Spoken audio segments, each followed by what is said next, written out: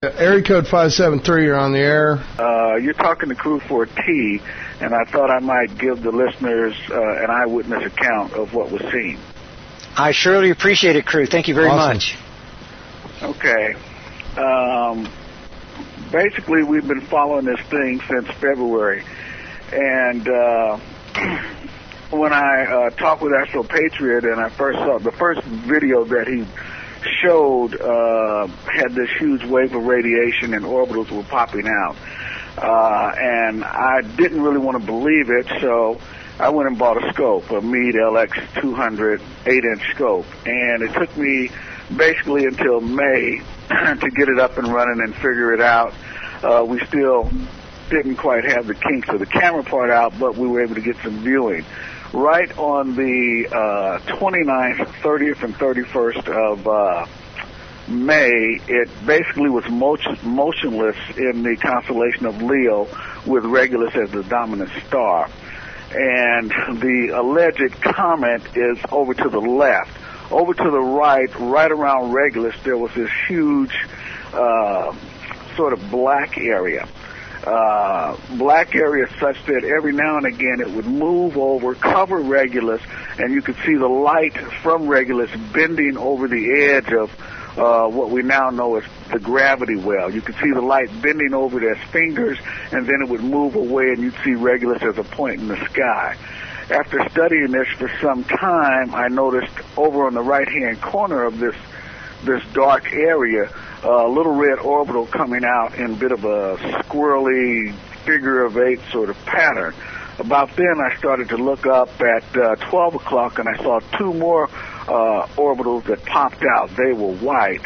Then I started looking all around this area, and then over to the left, there were two that were blue that sort of popped in and popped out and popped in and popped out. Also, just underneath here, at about 6 o'clock, were two more white objects or orbitals that were popping out.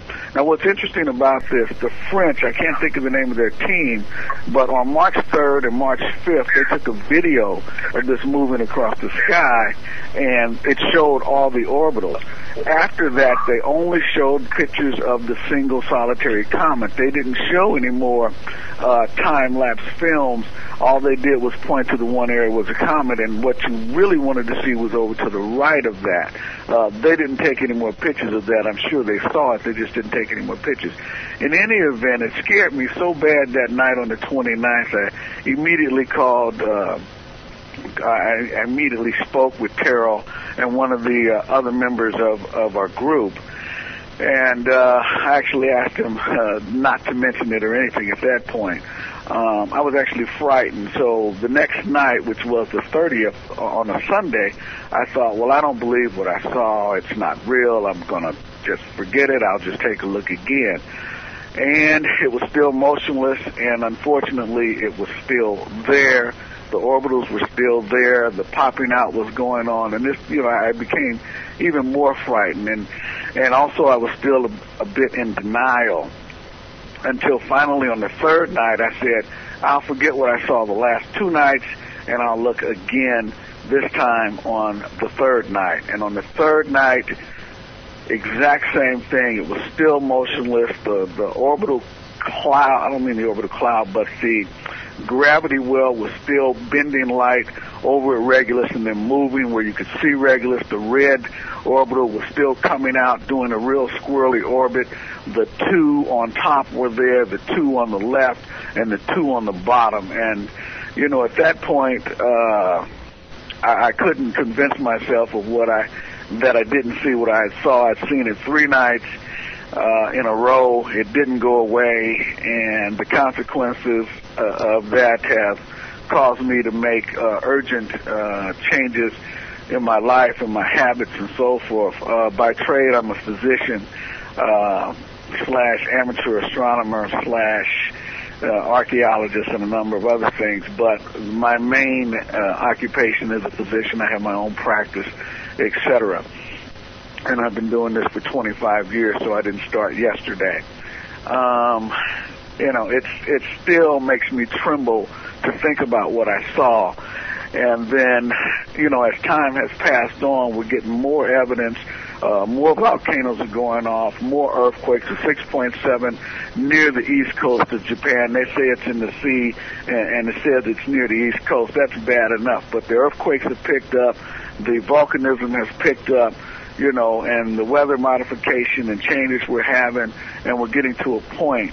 It's a bit of serendipity, as Tara alluded to before, my calling this particular person and finding out, oh, well, he's getting calls from China, he's getting calls from folks in Arkansas telling him to come right away, not explaining it to him.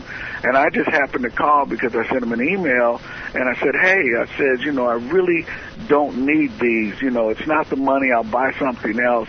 And then he got curious. Well, you know, you're in Missouri, he said. And I said, yeah. He said, well, what do you need with, you know, Arctic sleeping bags?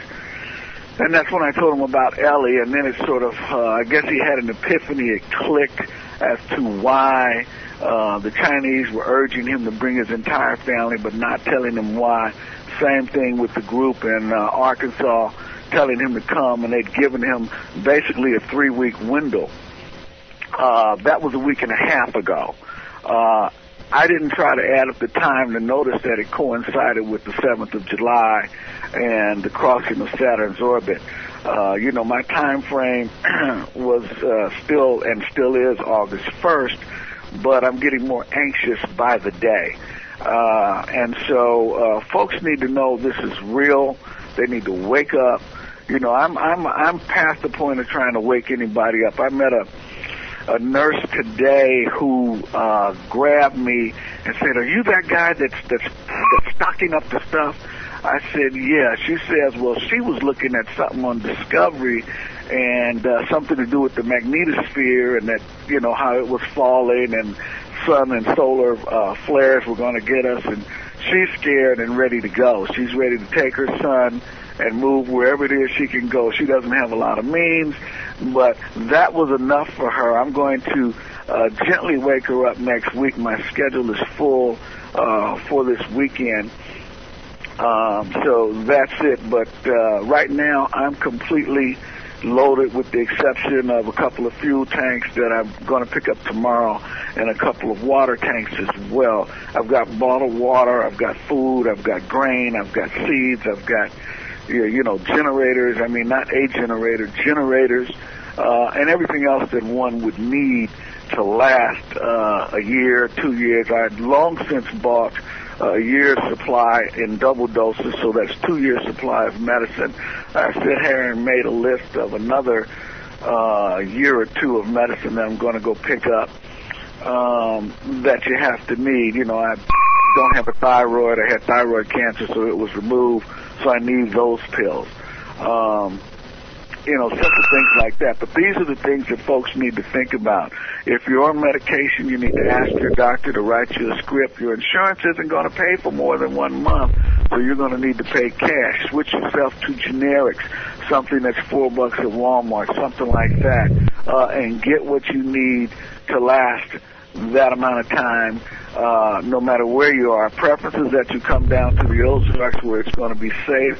I don't see another safe zone. I looked in New Mexico at the Paiute Indians, the cliff dwellers, and the problem with them is the elevation is too high. You don't want to be that high.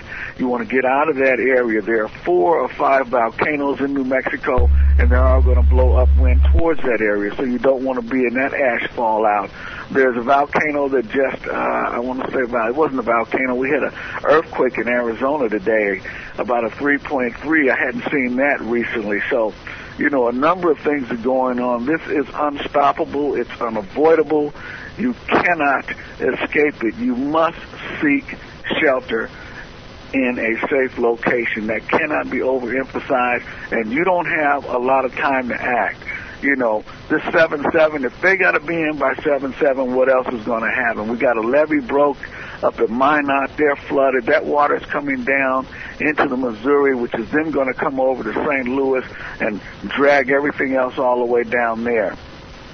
We've got a ton of stuff going on. We've got massive troop movements all over the country, foreign troops based here. God only knows what they're doing here and what their plan is, because all our troops are overseas. So, you know, those folks don't have any qualms about exercising their authority against American people because they got nothing to lose. We don't owe them anything. Their families aren't here. They don't care. This is the type of situation that you don't want to be in, and you don't want to get caught out. Plus, sometime in August, in particular August 3rd, is when it actually crosses our orbit. It'll be at a right angle, and you won't have the alignment with the sun, but it's only going to be 1.4 AU away. And you need to be, in my opinion, in a safe zone no later than that. But personally, I'm thinking we probably need to move a little bit quicker. We're reassessing the situation on a daily basis, watching the floods, watching the things, because if you get massive flooding, you're going to see martial law. You know, if you get tornadoes and that sort of thing, just what happened in Alabama when all those tornadoes hit, you're going to get martial law. And martial law restricts movement, restricts, you don't have any nighttime hours, there's curfews, all these things will stop you. And if one of those solar flares comes in and takes out the grid and takes everything else out, including your vehicles that are not before 1984 without computer chips, you're not going to be able to go anywhere. You're going to be stuck for the duration. Never mind getting rounded up by FEMA and telling you to come somewhere that they are telling you is safe. Forget that.